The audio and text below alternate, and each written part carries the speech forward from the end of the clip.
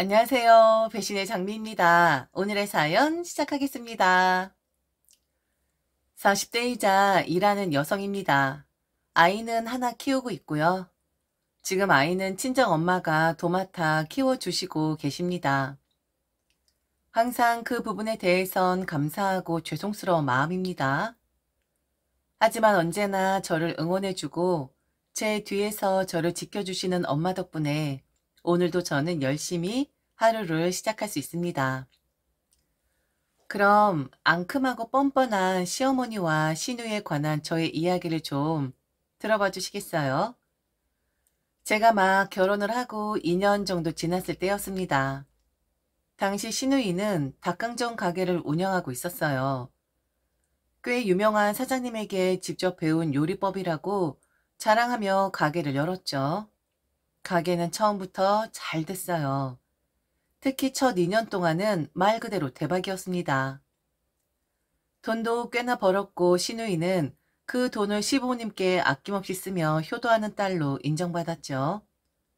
시아버지 차를 새로 바꿔드리고 시어머니께는 고가의 명품 가방을 선물하기도 했어요. 심지어 두 분을 모시고 해외여행까지 다녀왔으니 그땐 정말 시누이가 집안의 자랑이었죠. 시부모님도 시누이를 얼마나 자랑스러워 하셨는지 몰라요. 우리 딸이 자랑거리다. 저것이 우리한테 효도를 다하고 있어. 어쩜 저렇게 야무지고 손맛이 좋은지. 참, 딸 하나는 잘 낳았다니까. 반면 저는 늘 비교 대상이었어요. 우리 딸 하는 걸 보고 좀 배워라. 너는 우리 딸 보면서 미안하지도 않냐. 이런 말을 들을 때마다 속이 상했지만 대꾸하면 더 큰 일이 날까봐 그저 참고 넘기기만 했습니다. 그런데 3년쯤 지나면서부터 시누이 가게에 문제가 생기기 시작했어요. 코로나 시기가 겹친 것도 있었지만 매출이 급격히 줄어들더군요. 그렇게 잘 되던 가게가 갑자기 너무 안 되니 시어머니도 불안했는지 짜증을 부리기 시작했어요. 그런데 그 화살이 저에게로 향했죠. 지금 애 가게가 얼마나 힘든지 알아? 너는 아무 생각이 없는 거니? 네가 알아서 생각해서 먼저 그리한다고 해야지. 하여튼 집안에서 놀고 있는 여자들은 이렇게 생각이 짧다니까. 알바비 부담되니 알바생 내보낼 거야. 네가 가서 도와라. 무임금으로 말이에요. 처음엔 당황했지만 시어머니가 워낙 닥달하시니 저도 어쩔 수가 없었어요. 가족이니 도와줘야 한다는 압박감에 결국 시누이 가게로 출근을 시작했죠. 그런데 문제가 뭔지 아세요? 제가 가게에 출근하니 시누이는 거의 출근을 하지 않더라고요. 더 황당한 건 재료비나 가게 운영에 필요한 비용이 생길 때마다 시누이는 제게 대신 결제를 부탁하더군요. 급하니까 새언니 카드로 우선 결제 좀 해줘요. 라고 하는 거였어요.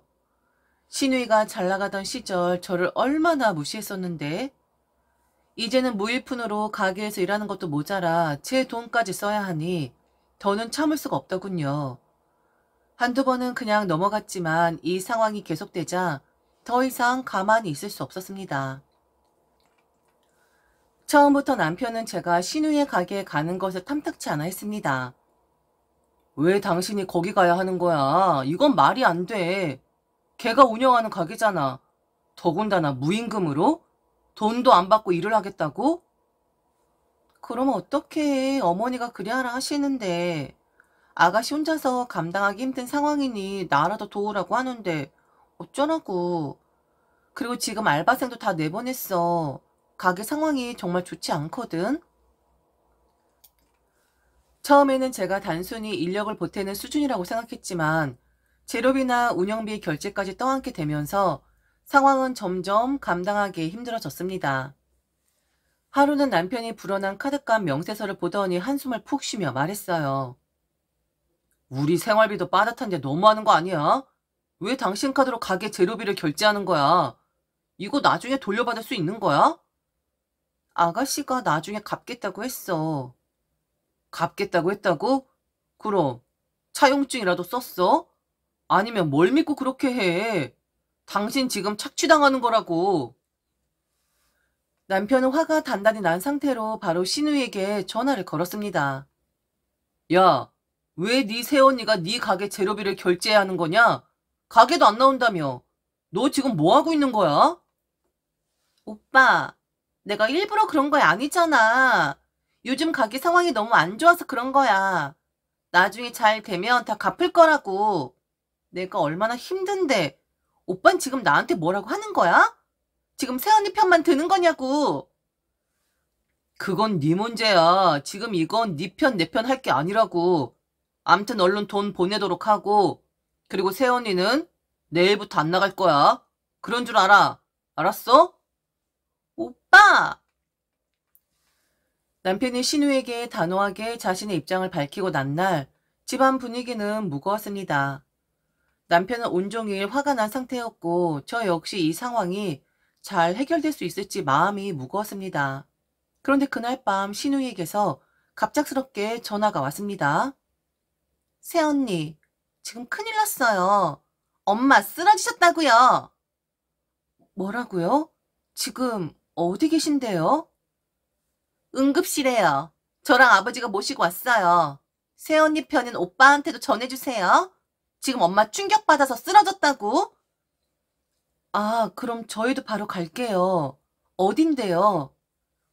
몰라요, 요즘? 병원 규정상 보호자는 한 명밖에 못 들어가요. 엄마가 좀 안정되면 다시 연락드릴게요. 지금 오셔도 소용없을 것 같아요. 그날 밤 우리는 잠 한숨 못 잤습니다. 집안은 정적에 휩싸였고 긴장된 마음으로 신우의 연락만을 기다렸습니다. 시간이 한참 지나 새벽 3시쯤 드디어 신우에게서 연락이 왔습니다. 의식을 되찾으셨고 집으로 모셨다는 신우의 연락이었죠. 안도하면서도 석연치 않은 기분이 들었지만 남편은 시어머니께 직접 전화를 걸어 안부를 여쭙습니다. 다행히 시어머니는 전화를 받으셨습니다. 어머니, 괜찮으세요? 정말 놀랐어요. 지금 갈까요? 괜찮다. 걱정 마라. 별거 아니었다. 그냥 피곤해서 잠시 쓰러진 거다. 그런데 내가 이렇게 된 것도 다 너희 때문 아니냐? 며느리 걔가 좀 더 잘했더라면 이런 일 없었을 거다. 가게 일 좀 도와주는 것에 있어서 잘했으면 내가 스트레스 좀 덜 받고 이렇게 쓰러질 일이 없었겠지. 내가 이렇게 된 건 다 네 처 때문이야. 아들이랑 딸 이간질 시킨 네 처. 어머니, 지금 무슨 말씀을 하시는 거예요? 지금도 네 마누라 편 들고 싶은 거냐? 엄마가 쓰러지기까지 했는데? 아휴, 몰라. 너무 피곤해. 잘 생각해봐. 엄마가 지금 무슨 말을 하는 건지. 시어머니는 쓰러지신 지 3일 만에 우리를 다시 부르셨습니다. 신우이와 함께 앉아있는 시어머니는 예상대로 가게 이야기를 꺼내셨습니다. 며느라, 내가 쓰러졌다고 했을 때 너 기분 어땠니? 좋았니? 싫었니? 네? 좋다니요, 어머니. 그래? 아니면 미안했니? 당연히 미안해해야지. 내가 너 때문에 스트레스 받아서 쓰러졌었는데. 그래서 하는 말인데 네가 우리 딸 가게를 맡아서 하면 어떻겠니? 내가 생각해 봤는데 너만큼 책임감 있는 아이는 없는 것 같더라. 너는 잘할 수 있을 것 같아. 시어머니의 갑작스러운 제안에 순간 아찔했습니다. 가게를 운영해 본 적도 없는데 어떻게 그런 책임을 맡을 수 있겠어요? 그런데 시어머니는 단호하셨습니다.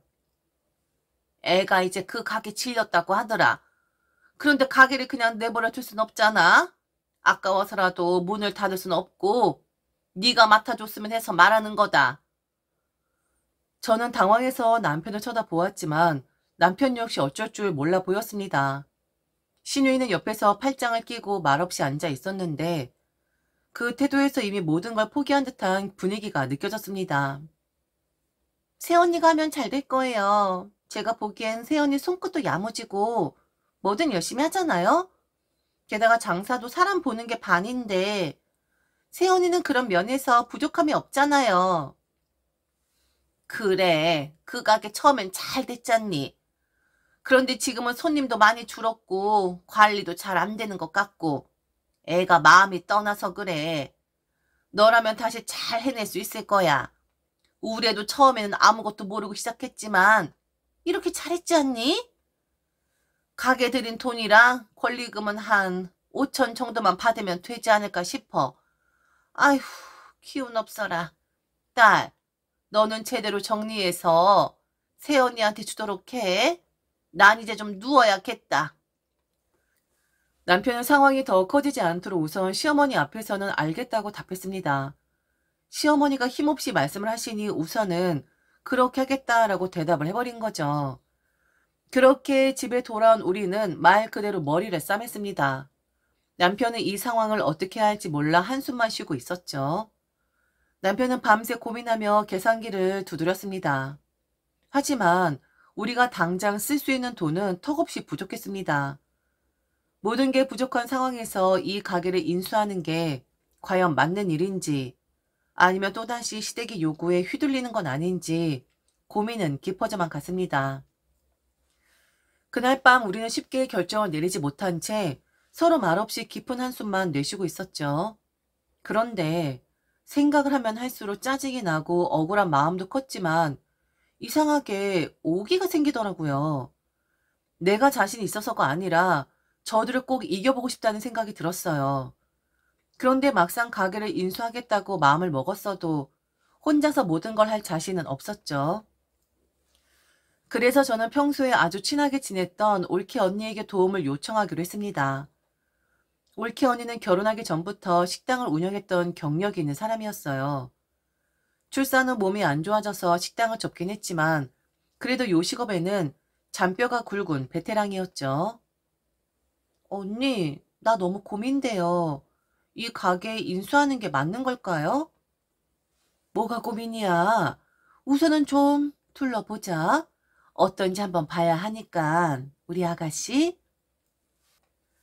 역시 경험자는 달랐어요. 올케 언니는 그날 바로 가게를 보러 왔습니다.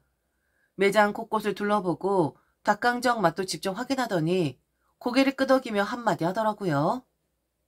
이 정도 맛으론 부족해. 손님들이 다시 찾을 맛은 아니야. 조금 더 화끈하고 확실한 맛이 필요해. 그런데 말이야, 이거 좀 손보면 충분히 승산이 있어. 내가 예전에 쓰던 레시피 하나 줄게. 그렇게 올케 언니는 예전에 본인이 운영했던 식당에서 사용했던 닭강정 레시피를 저에게 건네줬습니다. 그리고는 상권 분석을 시작했어요. 상권부터 경쟁업체까지 꼼꼼히 조사하더니 이렇게 결론을 내리더군요. 이 동네? 괜찮아. 사람도 많고 잠깐 주춤한 것뿐이지. 잘만 하면 다시 붐빌 곳이야. 특히 요즘 닭강정은 집에서 배달로도 많이 먹잖아. 메뉴만 정비하면 배달 매출도 꽤 나올 거야. 그리고 가장 중요한 재료가 진짜 중요해. 닭이 신선해야 하거든.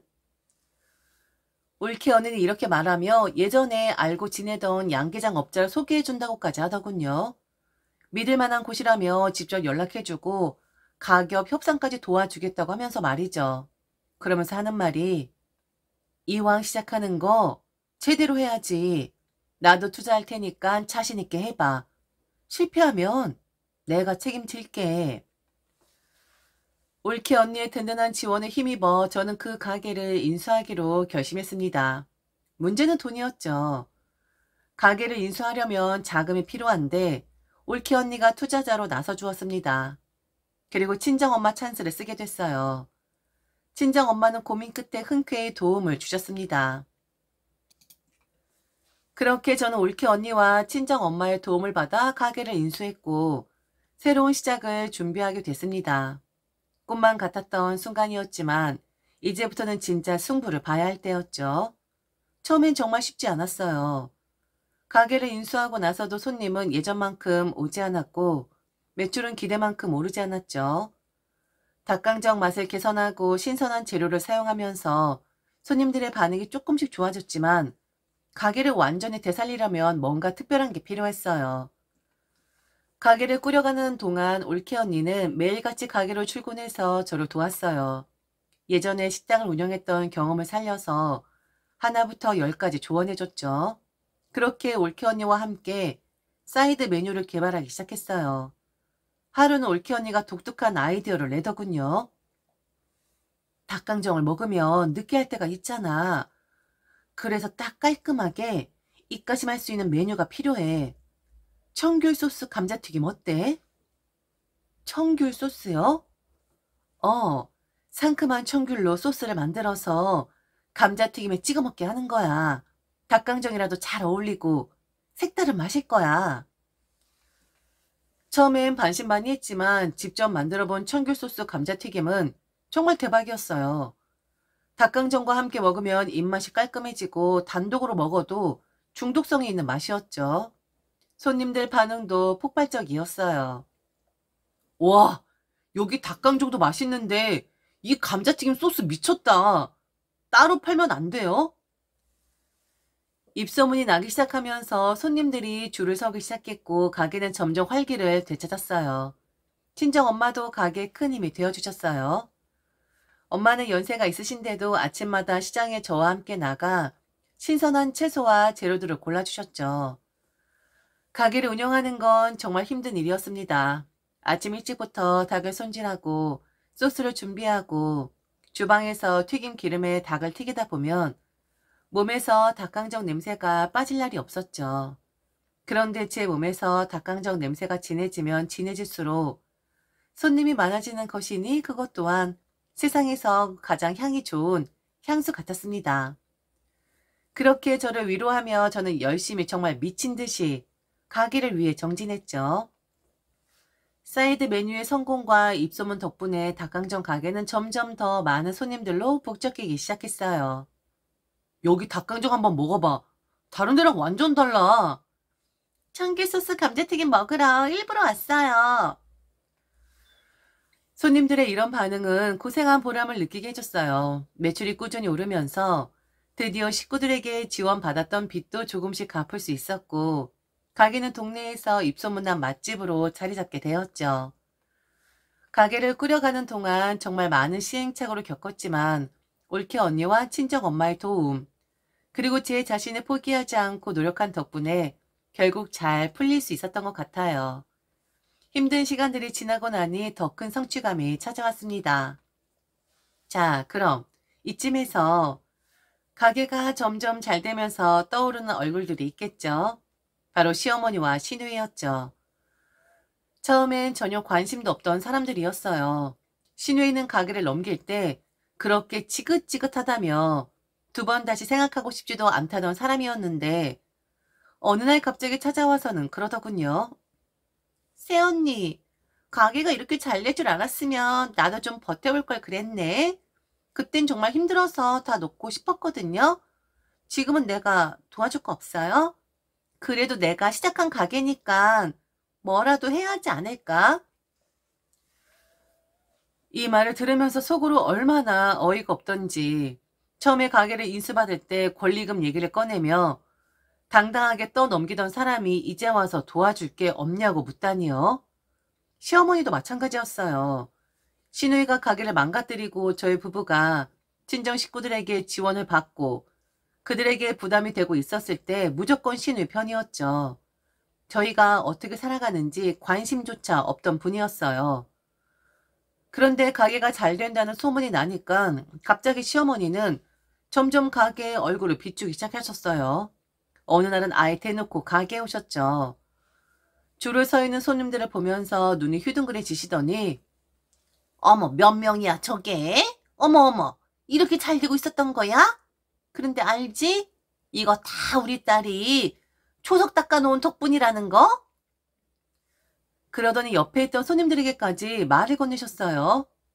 이 가게 우리 딸이 하던 곳이에요. 이 집 닭강정이 왜 맛있는지 알아요? 우리 딸이 유명한 데서 배워왔잖아요. 그 모습을 보면서 정말 할 말을 잃었어요. 시어머니가 가게에 와서 손님들에게 어필하시는 동안 저는 뒤에서 일하며 치밀어 오르는 화를 꾹꾹 눌러야 했죠. 게다가 친정엄마가 가게에 올 때마다 시어머니는 어김없이 신경전을 벌이셨어요.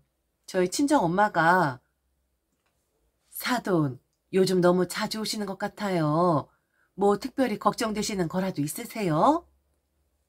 아니, 뭐 며느리인데 당연히 와봐야죠. 제가 할 일이 있나 없나 하고요. 우리 며느리 가게인데 당연히 제가 둘러봐야 하는 거 아니겠습니까? 그리고 아까 저 앞에 제가 빗자루질 했어요. 아주 그냥 너무 지저분하더라고요. 그 말을 듣고 저는 피식 웃음이 나왔어요. 이 가게를 처음 시작할 때부터 전혀 도움은커녕 그냥 떠넘겼던 사람들이 이제 와서 며느리 일이라는 명목으로 참견하려 드는 게 너무 우스웠어요. 특히 시어머니는 주문이 얼마나 밀려드는지, 매출은 얼마나 되는지 슬쩍 물어보면서 마치 제가 대답을 안 하면 큰일이라도 날 것처럼 굴었어요. 하지만 저는 가만히 있었어요. 말 한마디로 상황을 해결하기보다는 차근차근 준비를 해서 제대로 보여줄 계획을 세우고 있었으니까요. 어느 날 시어머니께 연락이 왔습니다. 이번에도 병원에 다녀오셨다며 우리 부부를 부르셨어요. 이미 몇 번 겪은 일이 있었던 터라 마음 한구석에 불안감이 스멀스멀 올라왔죠. 남편과 저는 시어머니 댁으로 갔습니다. 시어머니는 병원 다녀오셨다며 약간 힘든 척을 하시면서도 목소리는 이상하게 기운이 넘쳤어요. 대체 무슨 말을 하시려는 걸까 가슴이 철렁거렸습니다. 본론으로 들어가자 시어머니는 제게 이렇게 말씀하셨습니다. 며느라, 네가 지금 하고 있는 가게 있잖아. 그 가게 사실 우리 딸이 다 만들어 놓은 거 아니니? 애가 이름을 알리고 단골도 만들어 놔서 네가 지금 그 혜택을 누리고 있는 거잖아? 그런데 생각해보니 이게 좀 공정하지 않더라? 우리 딸이 그렇게 다 닦아놓은 걸 네가 전부 가져가는 게. 저는 속으로 어이가 없어서 헛웃음이 나왔습니다. 그런데 더 충격적인 말이 이어졌죠. 그러니까 앞으로 한 달에 1,000만 원씩 우리한테 줘야겠어. 우리 딸 고생한 몫으로 계산해서 말이야. 그리고 나도 말이지. 이 나이에 힘들게 살았는데 이 정도는 받아야 하지 않겠니? 네? 1,000만 원이요? 어머니 지금 진심이세요? 왜? 싫으냐? 만일 그게 싫으면 안 입고 오면 그 가게짜리 다시 우리 딸한테 돌려줘야겠다. 원래 그 가게짜리 주인은 우리 딸이었잖아. 아무리 잘해도 결국 우리 딸이 없었으면 네가 그 가게를 시작조차 못했을 테니까. 그러더니 시누이도 한마디 거들더군요. 새언니, 그날 가게 손님들 보니까 다 예전에 제 단골이더라고요. 제가 그렇게 애써서 단골로 만들어 놓은 사람들이 다시 오는 거예요. 그래서 제가 그 값을 좀 받아야겠다고 생각했어요. 솔직히 계산을 안 했는데 이제는 받아야 하지 않겠어요? 그리고 사돈이랑 그 올케 언니는 더 이상 가게 오지 말라고 해라. 콩고물이라도 떨어질 줄 알고 그러는 것 같잖아. 보기에도 별로 좋지 않아. 너는 이 집안의 며느리다. 그걸 항상 명심해. 친정 사람들하고 어울리는 거 별로 보기 좋지 않더라. 알았니? 이 말을 듣고 저는 순간적으로 할 말을 잃었어요. 시어머니의 표정은 정말 당당하게 잃을 데 없었죠. 상황이 너무 익숙하지 않았나요? 처음에 시누이 가게를 제게 떠넘기셨을 때의 상황과 정말 비슷했어요. 그리고 그때처럼 이번에도 남편의 마음을 약하게 만들려는 속셈이 보였습니다. 다시 한번 병원 응급실 이야기를 꺼내며 자신의 약한 모습을 부각시키고 저희 부부가 죄책감을 느끼게 하려는 거였죠. 저는 그래서 준비해놓은 카드를 이제 사용을 할 때가 되었다고 생각을 했습니다. 알았다고 했어요. 가게짜리 다시 돌려주겠다고. 그런데 일주일만 시간을 달라고 했습니다. 저도 정리할 것 있으니까. 둘 다 화색이 돌더라고요. 그러면서 몸에 맞지 않은 옷을 입고 있으면 안 되는 법이라면서 저한테는 집안일이 어울린다 하더군요. 시어머니 시누이 둘 다요. 참 정말 너무 뻔뻔한 사람들이죠. 일주일 뒤 저는 시어머니와 시누이에게 전화를 걸어 가게로 오시라고 했습니다. 이제는 모든 것이 정리되었으니 와서 보라고요. 그렇게 약속한 시간이 되자 시어머니와 시누이가 가게에 들어섰습니다. 그런데 가게에 들어오자마자 그들은 경악을 금치 못한 채 멈춰섰습니다. 가게 안이 텅 비어 있었거든요. 진열대도, 조리기구도, 심지어 가게에 걸려있던 메뉴판까지 모두 사라지고 휑한 공간만 남아있었습니다. 그들의 얼굴은 한순간에 창백해졌습니다. 이게 뭐야? 아니, 너 지금 뭐 하는 거야? 오늘 정리해준다고 했잖아. 그런데 이게 뭐냐고? 네, 정리한 거예요. 어머니랑 아가씨가 원했던 대로. 왜요? 마음에 안 드세요? 최대한 깨끗하게 치운다고 했는데 어디 더 치울 데 있으면 말씀해 주세요. 정리 열심히 했는데 마음에 안 드시나? 언니, 지금 뭐 하는 거예요? 지금 장난해요? 네? 장난이라니요. 정리한다고 했잖아요. 그래서 저 정리한 건데요. 아, 저 이사했거든요. 여기가 좀 좁아서. 원래도 이사를 가려고 했는데 어머니랑 아가씨가 그렇게 이 가게 자리를 원하는 줄 알았으면 좀 더 일찍 갔을 텐데요. 미리 말씀하시지 그랬어요. 그래도 얼마나 다행이에요. 이 가게 자리 아가씨한테 돌려줄 수 있어서 너무 다행이에요. 뭐, 그게 무슨 소리야? 너 지금 우리 놀려 먹으려고 이러는 거니? 이사? 아니, 우리가 이야기한 건 이게 아니잖아. 1,000만 원씩 주기 힘들면 가게 자리 다시 내놓으라면서요. 그래서 가게를 비워드린 건데요.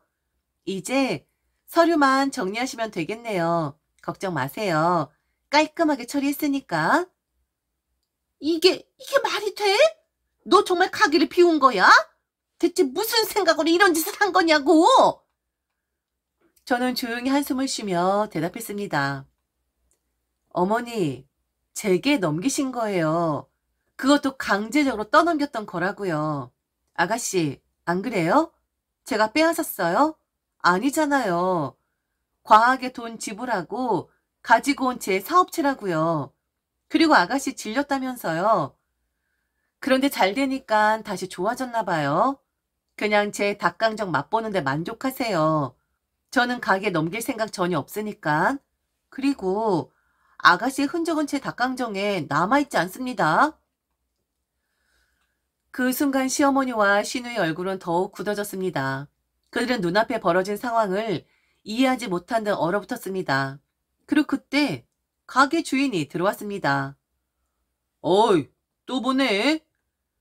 주인은 시누이를 보며 반갑게 인사를 건넸습니다. 이번엔 뭘 하려고? 또 무슨 사업 준비 중이야? 그 말이 끝나자 저는 가볍게 웃으며 시어머니와 시누이에게 마지막 인사를 건넸습니다. 사장님, 오셨어요?